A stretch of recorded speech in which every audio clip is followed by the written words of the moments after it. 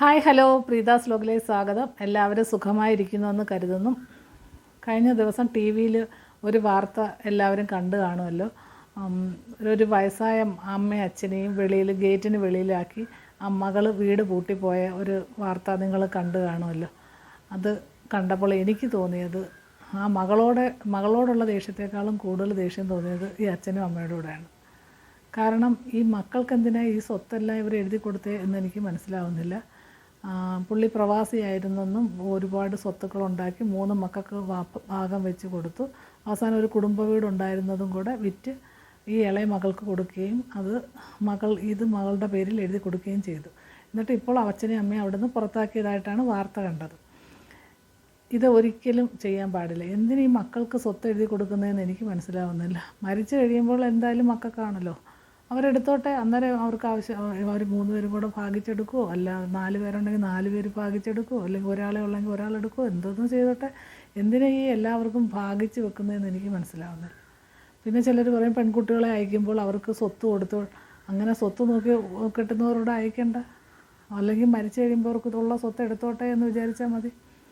അല്ല പോട്ടെ, എന്നാൽ സ്വത്ത് എഴുതി വെച്ച് അവിടെ ഇവിടെയൊക്കെ ഉള്ള കിടക്കുന്ന വസ്തുക്കളൊക്കെ എഴുതി കൊടുത്താലും അവരവരുടെ സ്വന്തം വീട് ഒരിക്കലും ഒരു മകനും ഒരു മകൾക്കും എഴുതി കൊടുക്കാനേ പാടില്ല.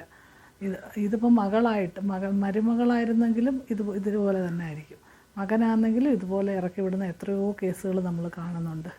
അതുകൊണ്ട് ഒരിക്കലും താമസിക്കുന്ന വീട് നമ്മൾ എത്ര സ്നേഹമുള്ള മക്കളാണെങ്കിലും അവരുടെ പേരിൽ നമ്മൾ എഴുതി കൊടുക്കുകയേ ചെയ്യരുത്. മരിച്ചു കഴിയുമ്പോൾ അവരെടുത്തോട്ടെ.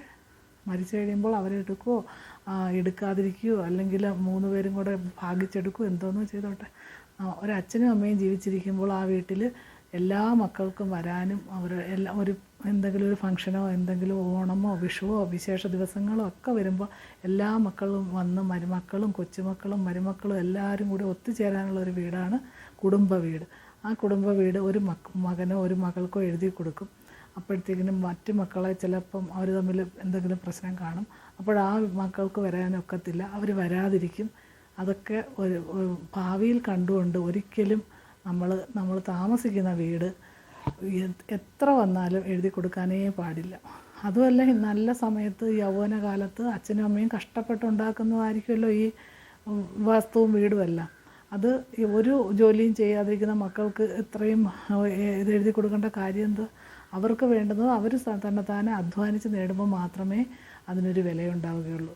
അതുകൊണ്ട് യാതൊരു കാരണവശാലും സ്വത്തുക്കൾ എഴുതി മക്കൾക്ക് കൊടുക്കുകയേ ചെയ്യരുത്. അതുപോലെ മരണശേഷം വെച്ച് എഴുതി കൊടുക്കുക.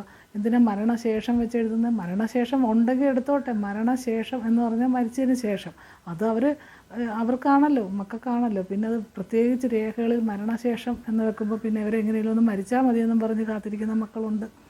ഈ അനാഥാലയങ്ങളിലെല്ലാം ഏറ്റവും കൂടുതൽ സ്വത്തുക്കളുള്ളതും ഏറ്റവും കൂടുതൽ വിദ്യാഭ്യാസം ഉള്ളവരുടെ അച്ഛനമ്മമാരാണ് ഏറ്റവും കൂടുതൽ അനാഥാലയത്തിലുള്ളത്. പാവങ്ങളുടെ ഇടയിൽ എനിക്ക് തോന്നുന്നില്ല എത്ര വയസ്സായ അമ്മയായാലും അവർ നോക്കാറുണ്ട്.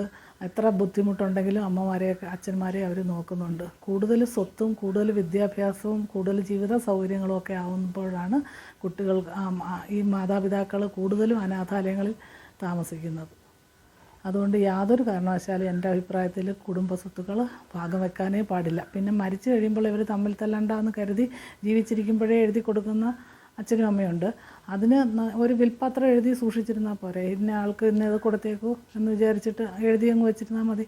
അത് ഈ മക്കളോട് പറയാനും പോകണ്ട, ഇന്ന ആൾക്ക് ഇത് കൊടുത്തിട്ടുണ്ട്, ഇന്ന ആൾക്ക് ഇത് എഴുതി വെച്ചേക്കുക എന്നൊന്നും നമ്മൾ ആരെയും അറിയിക്കുകയും വേണ്ട.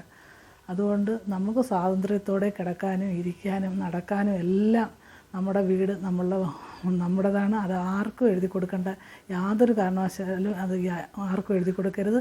എത്ര സ്നേഹമുള്ള മക്കളാണെങ്കിലും മരുമക്കളാണെങ്കിലും ഒരിക്കലും മരണശേഷം വെച്ചായാലും മരണശേഷം വെച്ചിട്ടല്ലെങ്കിലും അങ്ങനെയൊന്നും എഴുതി കൊടുക്കുകയേ ചെയ്യരുത്. അതുപോലെ ഈ സ്വത്തുക്കളൊന്നും ആരും കൊണ്ടുപോകത്തില്ല. ഇന്നും ഈ മകൾ ഇത് കാണിച്ചത് നാളെ ഈ മകൾക്ക് ഇതിനേക്കാളും വലിയ ആപത്ത്, വലിയ ദുഃഖമായിരിക്കും വരാൻ പോകുന്നത്. നമ്മൾ കൊടുക്കുന്നതേ നമുക്ക് തിരിച്ചു കിട്ടത്തുള്ളൂ. അതുകൊണ്ട് എന്ത് ദോഷം ചെയ്തിട്ടുണ്ടെങ്കിലും, പ്രത്യേകിച്ച് മാതാപിതാക്കളോട് എന്ത് ദോഷം ചെയ്തിട്ടുണ്ടെങ്കിലും അവരുടെ കണ്ണീര് വീണിട്ടുണ്ടെങ്കിൽ തീർച്ചയായിട്ടും ആ മകൾ അത് അനുഭവിച്ചിരിക്കും, യാതൊരു സംശയവും ഇല്ല. അതുകൊണ്ട് ജീവിച്ചിരിക്കും അമ്മയും അച്ഛനെയും നമുക്ക് വാങ്ങിക്കാൻ കിട്ടില്ലല്ലോ. ബാക്കി എന്ത് സാധനം വേണമെങ്കിലും നമുക്ക് വില കൊടുത്ത് വാങ്ങിക്കാം, വസ്തുക്കൾ വേണമെങ്കിലും ഇനി വേണമെങ്കിലും വില കൊടുത്ത് വാങ്ങിക്കാം. പക്ഷേ അമ്മയും അച്ഛനെയും ഒരിക്കലും നമുക്ക് വാങ്ങിക്കാൻ കിട്ടില്ല. എന്നാൽ ചിലർ പറയും അമ്മയും അച്ഛനും ഇത് കുശുമ്പുള്ള അച്ഛനും അമ്മയൊക്കെ ഉണ്ട്, അതുപോലെ തന്നെ വളരെ മർക്കട മുഷ്ടിയൊക്കെ കാണിക്കുന്ന അച്ഛനും അമ്മമാരൊക്കെ ഉണ്ട് സമൂഹത്തിൽ, ഇല്ലെന്നല്ല.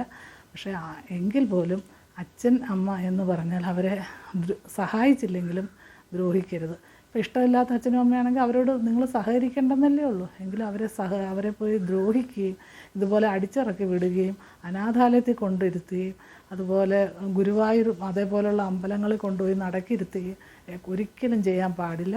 അങ്ങനെയുള്ളവർ ഒരുപാട് കഷ്ടതകൾ അവരുടെ ഭാവി ജീവിതത്തിൽ അനുഭവിക്കേണ്ടി വരുമെന്നുള്ളതിന് യാതൊരു തർക്കവുമില്ല. അതുകൊണ്ട് 90-97 വയസ്സായ അമ്മമാരെ മരിച്ചു കഴിഞ്ഞിട്ട് ഒരു മകൻ പറഞ്ഞ് ഞാൻ കേട്ടിട്ടുണ്ട്, എൻ്റെ അമ്മയെ നോക്കി എനിക്ക് ഇതുവരെ കൊതി തീർന്നിട്ടില്ല എന്ന് പറയുന്ന അങ്ങനെയുള്ള മക്കളുമുള്ള നാടാണ് നമ്മുടെ നാട്. അതുകൊണ്ട് സ്വത്തിൻ്റെ പേരിലായാലും പിന്നെ ഒരു പെൻഷനൊക്കെ വാങ്ങിക്കുന്ന അമ്മമാരെയൊക്കെ ചില മക്കൾ ആ പെൻഷൻ വാങ്ങിച്ച് ഒപ്പിടുന്ന ജോലിയുള്ള അമ്മയ്ക്ക് അന്നേരം തട്ടിപ്പറിച്ചുകൊണ്ട് പോകുന്ന മക്കളുണ്ട്. അതുകൊണ്ട് ഈ സമൂഹത്തിൽ ഇങ്ങനെയുള്ള പുഴുക്കുത്തുകളെ നന്നായിട്ട് നമ്മൾ അവഗണിക്കണം. അതുപോലെ തന്നെ അച്ഛനമ്മമാർ വളരെയധികം ശ്രദ്ധിക്കുക.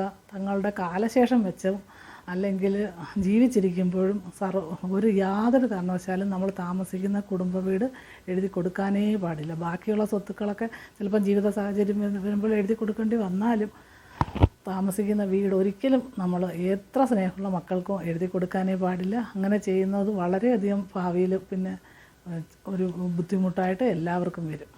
അതുകൊണ്ട് ഇതുപോലെയുള്ള ബുദ്ധിമുട്ടുകളൊക്കെ ഒഴിവാക്കുന്നതിനും അതുപോലെ നല്ല മക്കളായിട്ട് അച്ഛനമ്മമാരെ നോക്കി അവരുടെ കടമകളും അവരുടെ ആഗ്രഹങ്ങളും ഒക്കെ സാധിക്കുന്ന മക്കളെ കിട്ടുക എന്നുള്ളത് വളരെയധികം ഭാഗ്യമുള്ള അച്ഛനും അമ്മയ്ക്കും കിട്ടാറുണ്ട്.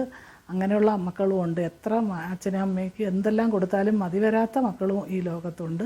എങ്കിലും ഇതേപോലെയുള്ള ഒരുപാട് അനാഥ മന്ദിരങ്ങളിലൊക്കെ ഒരുപാട് അമ്മമാരും അച്ഛന്മാരും ഒരുപാട് കൂടി വരുന്ന ഒരു അവസ്ഥയിലൂടെയാണ് ഇപ്പോൾ നമ്മുടെ നാട് കടന്നു പോകുന്നത്. അതുകൊണ്ട് ഇതിലൊക്കെ ഒരു കരുതൽ വേണമെന്നാണ് എനിക്ക് ഈ അവസരത്തിൽ പറയാനുള്ളത്.